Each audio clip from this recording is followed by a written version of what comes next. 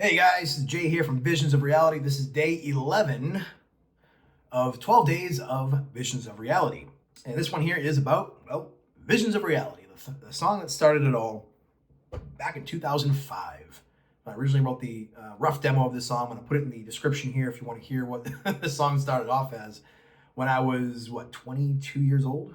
21? I was 21. Wow. I'm now 41 as you're watching this.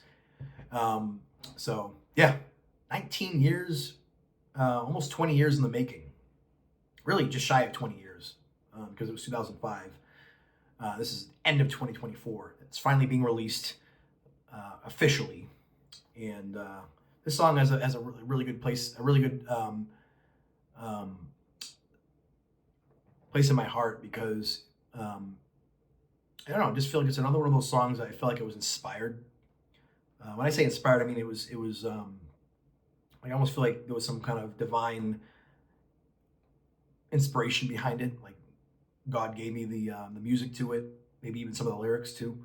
Um, but yeah, definitely started off as just a rough demo, and then I decided to buy a little drum machine. I have another version of 2007 that's a little bit better, but still it was way before I started using metronomes. But yeah, it's one of those songs where the riffs are all over the place. It's before I learned, how to really come up with better song structures. But I still think it works. But it's definitely the most disjointed song on the entire album, as far as the riffs go and the changing pace and it's not like a traditional song structure.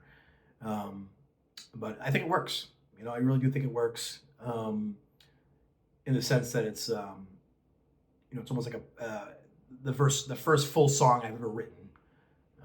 Just the start of my journey. So that's why I wanted to put it as the last serious song on the album.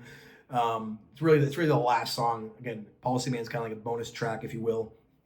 But I really like how I decided this year to add some keyboards to it because I never had keyboards to it, and I do like the epicness that keyboards add, especially during the chorus. It definitely all over the place though the way I wrote it, but especially the after the guitar solo, it's just like what all out of nowhere I just switched it up to like almost like a speed metal or something or power metal. I don't know what it is, but it's a power metal song. There's a couple spots where I do some harsh vocals, and that's what I did originally as well.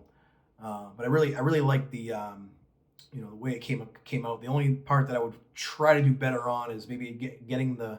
I couldn't figure out how to get the part where I could go whoa whoa whoa. I couldn't figure out how to get that part correctly in the measure or the I couldn't get the right.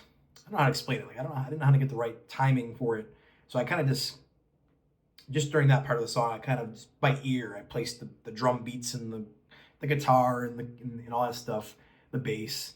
It's the only part of the song that the timing you can kind of tell it's a little off. It was intentional though. It was meant to be an intentional off timing, but I didn't know what the right was it 7/8 or 3/4. I don't know what I didn't. And again, I just play by ear, but it came out decently enough for having kind of freestyled it, if you will, with the the drum beats and such.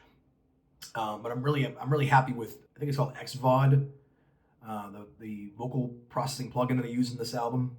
Like it really beefed up my vocals, and especially that whoa whoa whoa, like that came out really good.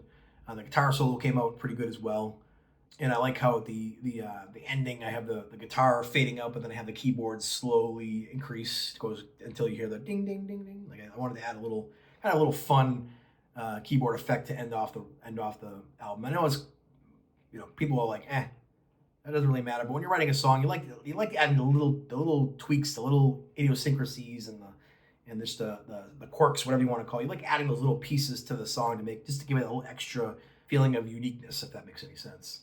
So that was a cool part that I like to do in that song. But overall, it came out good. There's one part that my vocals were a little.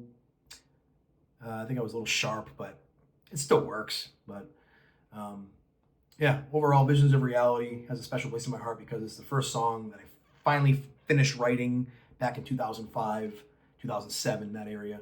Um, and that's why it became the inspiration for the name of the band. So, yeah, thanks for listening, guys. Thanks. God bless.